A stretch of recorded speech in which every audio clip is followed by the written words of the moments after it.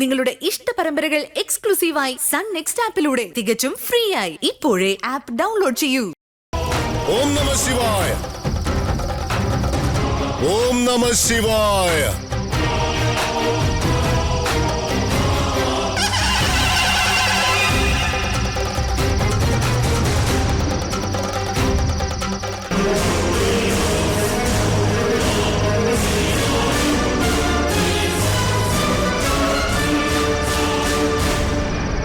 നീ ആരാണെന്ന് എനിക്കറിയാം.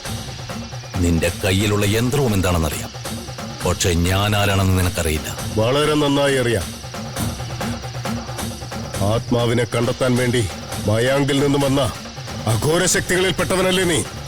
ഓ, അത് മനസ്സിലാക്കിയാണോ എന്റെ മുന്നിൽ വന്നത്? ആദ്യമായി യന്ത്രം എനിക്ക് താ. നിന്നെ ഞാൻ ജീവനോടെ വിട്ടേക്കാം. ഞാനായിട്ട് തരുന്നതിനേക്കാൾ നിനക്ക് കഴിയുമെങ്കിൽ നീ തട്ടിയെടുക്കാൻ നോക്ക്. എന്താ ആലോചിക്കുന്നേ? വാ, വന്ന് വാങ്ങിച്ചോ. നിന്റെ ഈ അഹങ്കാരത്തിന് ഇപ്പൊ തന്നെ മറുപടി നൽകാം. വാ, വന്ന് വാങ്ങിച്ചോ. ഇതാ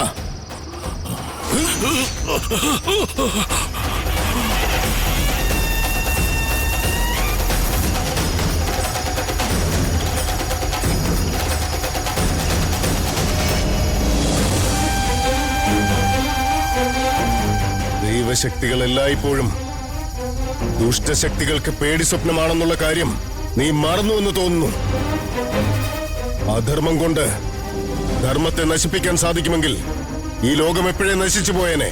പക്ഷേ അതൊരിക്കലും നടക്കാൻ പോകുന്നില്ല. ധർമ്മം വിജയിക്കുകയും അധർമ്മം പരാജയപ്പെടുകയും ചെയ്യണമെന്നതാണ് ഈ ഭൂലോകത്തിന്റെ നീതി.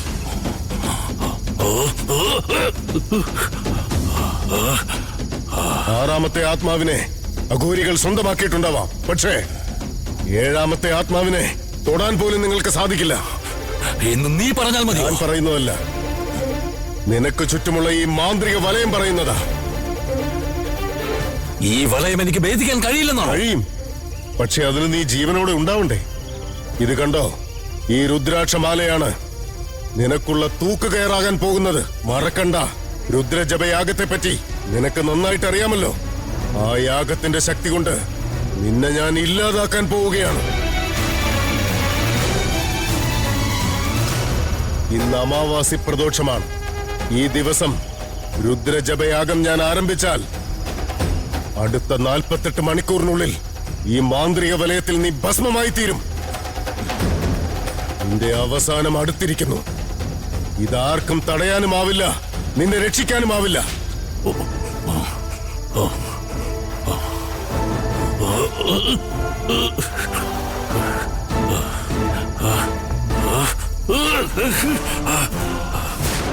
തെച്ചിപ്പൂവേ തെങ്കാശിപ്പൂവേ മച്ചാനെ പാരുങ്കടി. ഇവിടെ ആരും കാണുന്നില്ലല്ലോ. ഒരു സന്തോഷ വാർത്തയായിട്ട് വന്നപ്പോ, ഏയ് കൽപ്പനേ, നിർമ്മലേ, നന്ദ, വളരെ സന്തോഷത്തിലാണല്ലോ. പൈസ കിട്ടിയില്ലേ?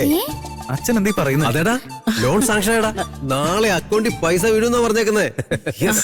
അച്ഛാ, കാശിന് എനിക്കൊരു സ്കൂട്ടി മേടിച്ചു തരോ? അങ്ങനെയാണെങ്കിൽ പാട്ട് ക്ലാസ്സിന് പോകാൻ ഈസി ആയിരുന്നു. ഞാൻ ഇനി തെണ്ടിട്ടാണെങ്കിൽ നിനക്കൊരു ഫ്ലൈറ്റ് വാങ്ങി തരാം. പക്ഷെ നീ പാട്ട് പഠിക്കാൻ പോണെന്ന് പറയരുത്. നിനക്ക് പാട്ട് പറഞ്ഞിട്ടില്ല. എടി, ലോൺ വാങ്ങിച്ചത് ചേച്ചിയുടെ കല്യാണത്തിനാ.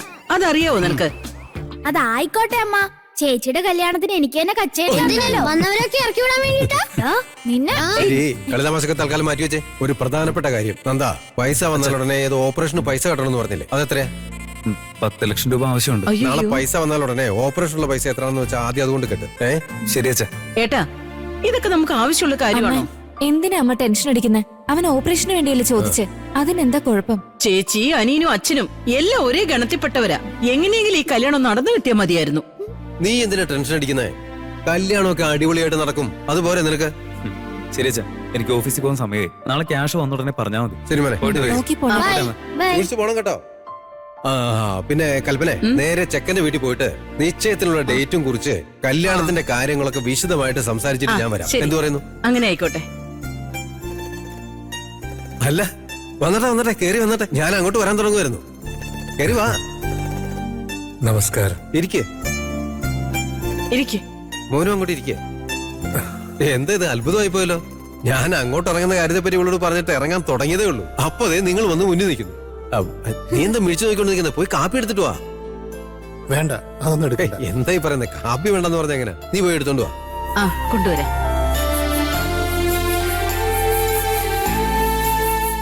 അത് പിന്നെ നമുക്ക് നിശ്ചയത്തിന്റെ തീയതി കുറിക്കണ്ടേ? ഓഡിറ്റോറിയം കൂടി നമുക്കങ്ങ് ബുക്ക് ചെയ്ത് കഴിഞ്ഞാൽ നിശ്ചയത്തിനുള്ള ആൾക്കാരെ ക്ഷണിക്കാമല്ലോ. ഈ കാര്യത്തെ പറ്റി സംസാരിക്കാനാണ് ഞാൻ വീട്ടിലേക്ക് വരാൻ വേണ്ടി ഇറങ്ങിയത്. അപ്പോഴേക്കെന്തേ നിങ്ങളിങ്ങ് എത്തുകയും ചെയ്തു. ദാ, എടുത്ത് കോഫി. കുടിക്കേ. നീ കുടിക്കും.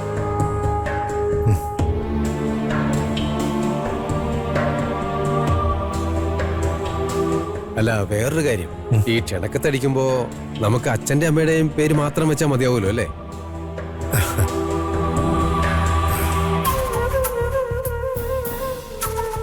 എന്തായി ആലോചിച്ചോണ്ടിരിക്കുന്നത്? മുഖത്തൊരു ടെൻഷൻ പോലെ. ഒന്നുമില്ല, ഒരു ചെറിയ പ്രശ്നം. എന്താ പ്രശ്നം? അത് എന്റെ മോൻ പ്രകാശിനെ ജോലിയിൽ നിന്ന് സസ്പെൻഡ് ചെയ്തിരിക്കുക. അവന്റെ ഭാഗത്തല്ല തെറ്റൊന്നും, കൂടെ ഉള്ളവൻ ചെയ്ത തെറ്റിനാണ് ഇവനെ പിടിച്ച് സസ്പെൻഡ് ചെയ്തേക്കുന്നത്. എന്തൊരു കാലം ഇത്! മോൻ നല്ല കാര്യമല്ലേ ചെയ്തത്? എന്ത് ചെയ്യാനാ? ഈ കാലത്ത് എന്തെങ്കിലും നല്ലത് ചെയ്താൽ ഇതുപോലുള്ള പ്രശ്നങ്ങളിൽ എത്തിച്ചേരുക. നമ്മളെ കാര്യം നോക്കി ജീവിച്ചാ ഒരു പ്രശ്നം ഉണ്ടാവില്ല. അതൊക്കെ ഇരിക്കട്ടെ, അതുകൊണ്ട് നമുക്കെന്താ പ്രശ്നം? ഈ സസ്പെൻഷൻ സമയത്ത് ആവശ്യമില്ലാതെ ഓരോന്നും ചിന്തിച്ചിരിക്കില്ലേ. അതുകൊണ്ട് കല്യാണം ഒരു 6 മാസം കഴിഞ്ഞ് നടത്തിയാലോ? പറയുന്നോണ്ട് തെറ്റായിട്ടൊന്നും ധരിക്കരുത് കേട്ടോ. നിങ്ങൾ ഈ കാര്യം പറഞ്ഞു കേട്ടപ്പോ എന്റെ മനസ്സിനൊരു വിഷമം. നിങ്ങൾ എന്റെ മോള് നിർമ്മലയെ ഭാഗ്യമില്ലാത്തവളെന്ന് കരുതില്ലല്ലോ അല്ലേ? ഞങ്ങൾ അങ്ങനെയൊന്നും ചിന്തിച്ചു പോലുമില്ല. ഇവന്റെ ഓഫീസിൽ നടന്നൊരു പ്രശ്നത്തിന് ഇവിടുത്തെ കുഞ്ഞെങ്ങനെയാ കുറ്റക്കാരിയാകുന്നേ? ഇത് വേണമെങ്കിൽ മറച്ചു വെച്ചുകൊണ്ട് ഞങ്ങൾക്ക് കല്യാണം നടത്താം. പക്ഷെ അങ്ങനെ ചെയ്യാൻ ഞങ്ങളുടെ മനസ്സ് സമ്മതിക്കുന്നത്. അത് നിങ്ങളുടെ വലിയ മനസ്സാ. ഇപ്പൊ നിങ്ങൾ ഒന്നും മറയ്ക്കാതെ എന്നോട് സത്യാവസ്ഥ പറഞ്ഞില്ലേ? അപ്പൊ ഞാനും ഒരു സത്യം നിങ്ങളോട് തുറന്നു പറഞ്ഞില്ലെങ്കിൽ അത് തെറ്റായി പോകും. ഒന്നും മറച്ചു വെക്കണമെന്ന് ആഗ്രഹമില്ല. പറയാലോ അല്ലേ? എന്താ അത്? പറഞ്ഞോളൂ. അത് നിന്റെ ജാതകത്തിൽ ഒരു ദോഷമുണ്ട് പോണം. അതുകൊണ്ടാണ് കല്യാണം ഇത്രയും നാൾ നീണ്ടുപോയത്. കാട്ടമ്മൻ ക്ഷേത്രത്തിലേക്ക് നേർന്ന് പാൽക്കുടം ചുവന്ന അഭിഷേകം നടത്തിയാൽ ദോഷങ്ങളെല്ലാം മാറും. അതുകൊണ്ട് തന്നെ അദ്ദേഹം പറഞ്ഞ പരിഹാരങ്ങളൊക്കെ ചെയ്തു കഴിഞ്ഞാൽ മോനിപ്പോ സംഭവിച്ചിരിക്കുന്ന ഈ പ്രശ്നങ്ങളും ശരിയാവുന്ന മനസ്സ് പറയുന്നേ. അതൊരു നല്ല കാര്യമല്ലേ? പറഞ്ഞ പരിഹാരം ആദ്യം ചെയ്യേ. നിങ്ങൾ പറഞ്ഞ പോലെ കേസും വേഗം തീരുമല്ലോ. പറഞ്ഞ സമയത്ത് നമുക്ക് കല്യാണം നടത്താം. ഭഗവാനെ, ഇപ്പോഴേ ശ്വാസവും നേരെയായത്.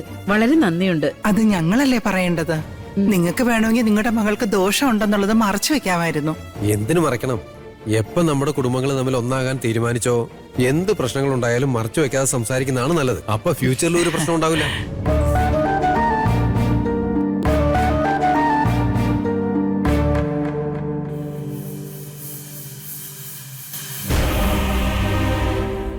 അളിയ, എന്നെ വിളിച്ചിരുന്നോ?